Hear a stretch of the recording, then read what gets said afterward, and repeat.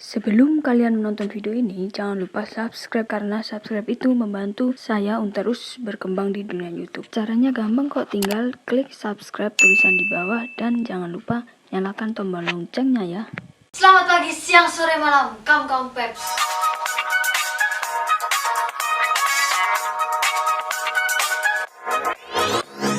Kembali lagi di channel YouTube saya. Setelah sekian lama saya tidak membuat konten dan akhirnya saya akan membuat konten di luar makanan. Jadi sekarang saya akan membahas tentang perencanaan bisnis atau bisa disebut bisnis plan. Apa itu bisnis plan? Ini ada sedikit penjelasan tentang bisnis plan. Bisnis plan itu bicara tentang strategi kita berbisnis. Jadi ini langkah awal yang wajib dilakukan untuk membangun bisnis kita nanti. Dan bisnis plan ini bisa mencapai target kalau kita bisa melihat ke latar belakangnya dengan sesuai dengan latar belakang, dan itu bisa menjadi tolak ukur kita untuk mencapai target bisnis kita ke depannya.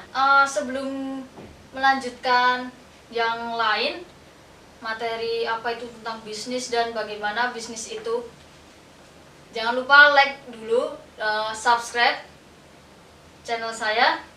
Dan kali ini saya juga tidak sendiri. Saya ditemanin beberapa teman saya dari ISI Surakarta. Semoga mereka semua bisa lebih menjelaskan atau memberi cerita tentang bisnis mereka atau bagaimana bisnis plan itu dibentuk. Oke, tanpa basa-basi lagi, langsung saja saya panggilkan teman-teman saya dari ISI Surakarta. Silakan masuk. Ada 3 darah ini. 3 darah. Sebelum saya membahas lebih lanjut tentang apa itu bisnis plan, bisa perkenalkan dulu namanya. Kenalin, nama aku Sasa. Kenalin, aku Fea. Kenalin, aku Adel. Udah? Udah. Jadi teman-teman saya ini saya undang ke sini supaya dia bisa menceritakan pengalaman bisnisnya selama pandemi COVID-19 ini. Tapi sebelum kalian menceritakan, di sini ada manfaat bisnis, yaitu manfaatnya itu yang pertama itu kejelasan rencana bisnis. Itu sangat penting, menentukan poin-poin itu sangat penting. Dan kita harus tahu potensi bisnis kita itu, kalau kita udah menjalankan bisnis itu laku apa tidak, itu juga penting. Terus persiapan juga sebelum bisnis itu persiapannya juga harus matang. Terus kejelasan peluang itu juga penting, dan memprioritaskan sumber daya yang dibutuhkan itu apa aja. Yang terakhir itu sebagai pegangan atau dasar fungsi pengendalian atau dan lain-lain. Nah, itu sedikit manfaat tentang bisnis plan. Nah, kalau bercerita sedikit, kan saya kalau di masa pandemi ini ya, itu kan saya ada bisnis mie ayam. Atau dari kalian ada yang bisnis seperti apa, itu bisa dijelaskan? Siapa? Ya, Lovia dulu. Lovia atau Lovia dulu bisa. Apa ya? Bisnis. Iya. Kalau dari aku sih, aku mulai bisnis. Aku bisnis thrift shop ya, kayak pre-love dan thrift shop gitu. Jadi kita jual barang-barang sisa import atau pre-love pribadi. Itu mulai tahun 2018 sih, kalau nggak salah. Cuman ya waktu pandemi ini nggak tahu kenapa malah makin banyak orderan ya. Mungkin karena orang-orang nggak bisa keluar buat beli langsung, jadi mereka lewat online shop, dan salah satunya di Velovat itu. Alhamdulillah, manfaatnya di era pandemi ini sih, orang-orang makin banyak yang belanja di Velovat sih ya, alhamdulillah. Iya, berarti kan strateginya berbeda sebelum pandemi dan sesudah pandemi. Itu perbedaannya, strateginya tuh apa? Strateginya apa ya? Kalau di sebelum sih nggak pernah posting-posting yang kayak menarik minat buat beli gitu loh. Kalau sekarang makin banyak posting buat beli, ngajak buat order. Terus kita juga sesama thrift shops tuh ada namanya PFP. Nah, PFP itu promote for promote. Jadi kayak apa sih namanya? Simbiosis. Simbiosis mutualisme, jadi saling menguntungkan kedua belah pihak thrift shop gitu. Jadi dari situ kita makin banyak tukeran followers, jadi ya impactnya juga besar sih, karena apa ya? Saling nanya boleh nggak nanya? Iya, karena gitu kan.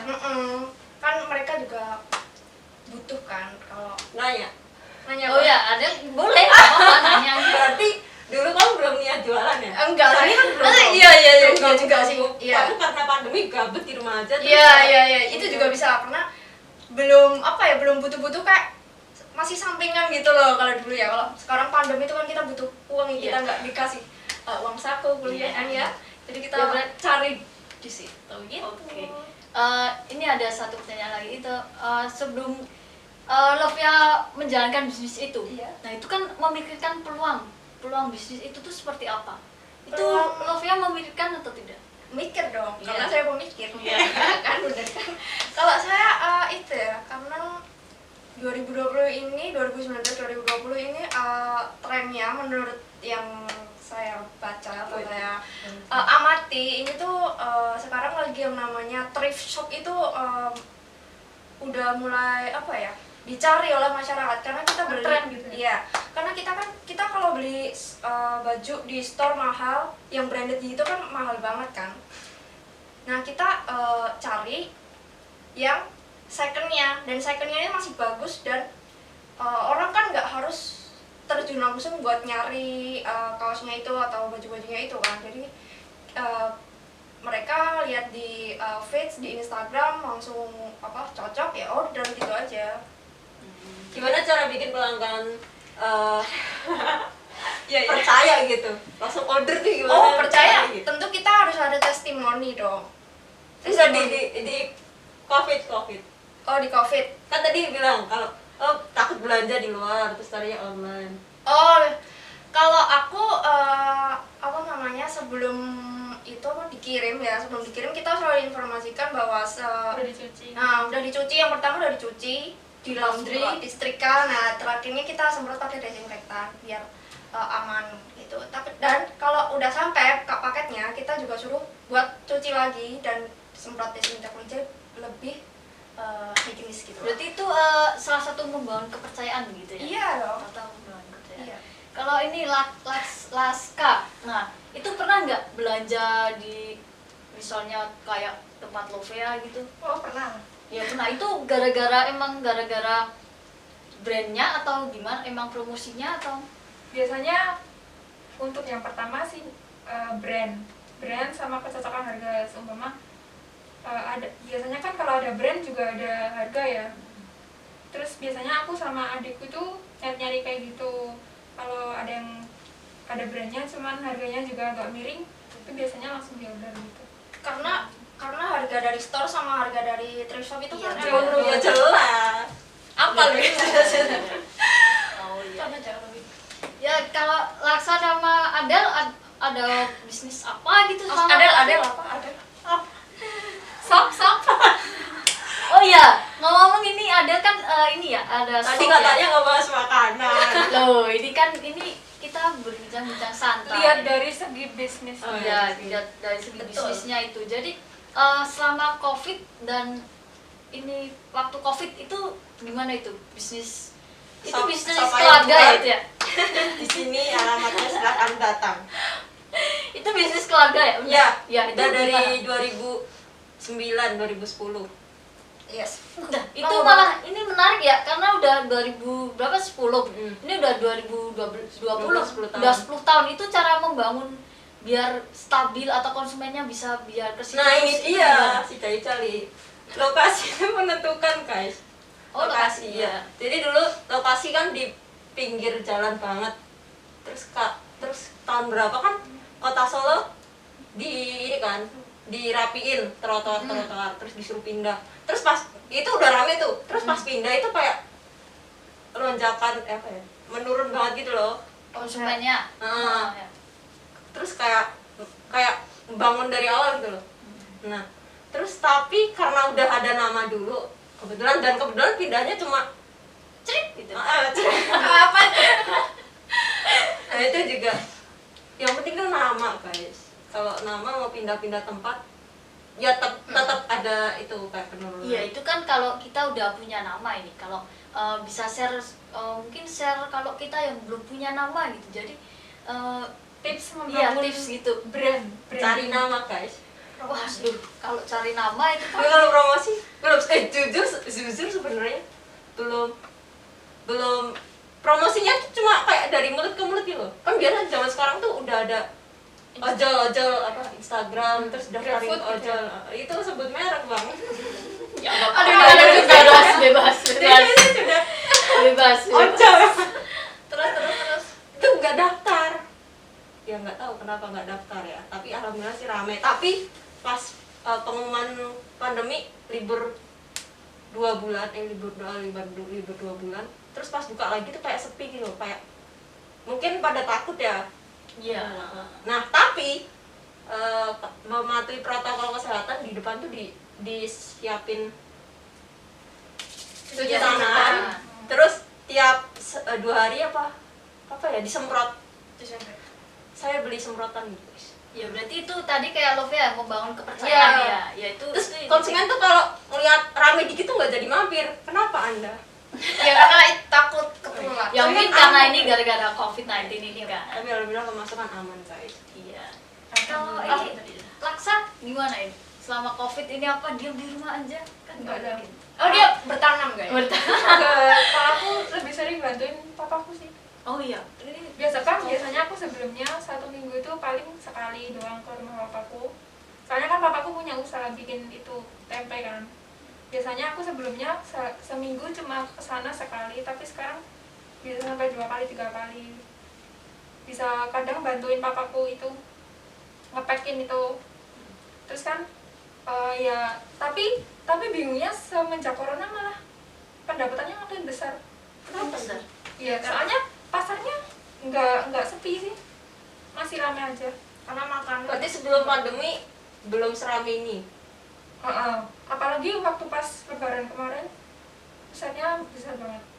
1 minggu pas hari raya kemarin. Kenapa? omsetnya gede banget. Apa mungkin karena pandemi promosinya naik kayak Ya, atau kenapa justru pas pandemi? Apa? Padahal Waktu punya saya pas pandemi. pandemi jadi ini kurang. Waktu pandemi terus ngirimnya ke mana-mana semua dikirim atau gimana? Enggak sih. Strategi itu berarti.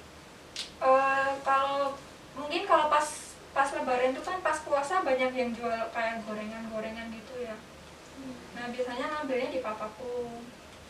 Terus di pasar itu kan biasanya ada yang tutup, ada yang enggak kan pasarnya kan. Kalau pas yang di pasar papaku biasa jual itu dia masih buka. Kayak gitu sih. Berarti itu peluangnya gede juga ya. Gede soalnya papaku juga udah bikin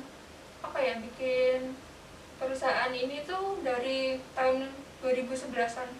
Produksi sendiri ya. Produksi sendiri. Jadi sehari tuh bisa bikin satu kintal kedelai.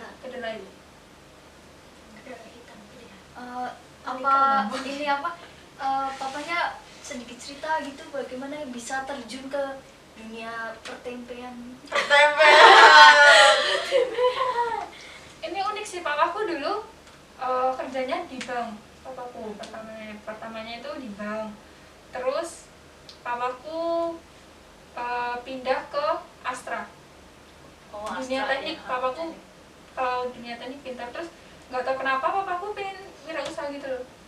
Terus kenal sama temennya, terus bikin itu. Pertamanya masih ikut itu, terus sekarang bikin sendiri. Karena relasi itu penting. Iya, benar, relasi benar. ya, mencari partner juga. Yuk. Tapi juga kalau mencari partner kan nggak sekedar mencari gitu terus kita bikin gitu kan enggak. Itu kan ya balik lagi kepercayaan kita. Ya ada kepada teorinya orang. apa ya teori? Iya, apa? Teori. Oh, bukan itu Ya maksudnya. iya kayak mencari partner kan harus Iya. yang apa gitu kan, yang jujur. Iya, yang jujur, yang maksudnya partner itu juga yang dia tuh bener-bener mau gitu, nggak sekedar tren terus langsung bikin ini kedepannya kalau semisal amit-amit bangkrut, itu juga dia mau berjuang lagi dari nol, itu kan juga penting gitu. Berarti itu Mencari namanya kan partner. konsisten. Iya, konsisten dengan apa yang dia Tampil kerjaan baik, jujur. gitu. Oke guys, jadi sekian konten dari saya. Terima kasih untuk kalian bertiga dari isi Surakarta. Di sini kita berempat itu untuk memenuhi tugas kewirausahaan ya. Ya, Bu Esti. Jadi materi yang tadi kita bahas itu materi dari Bu Esti. Dapat Gitu. A ya Bu, please. Dan sekian video dari saya. Jangan lupa like, komen, dan subscribe di bawah sini. Dan rekam.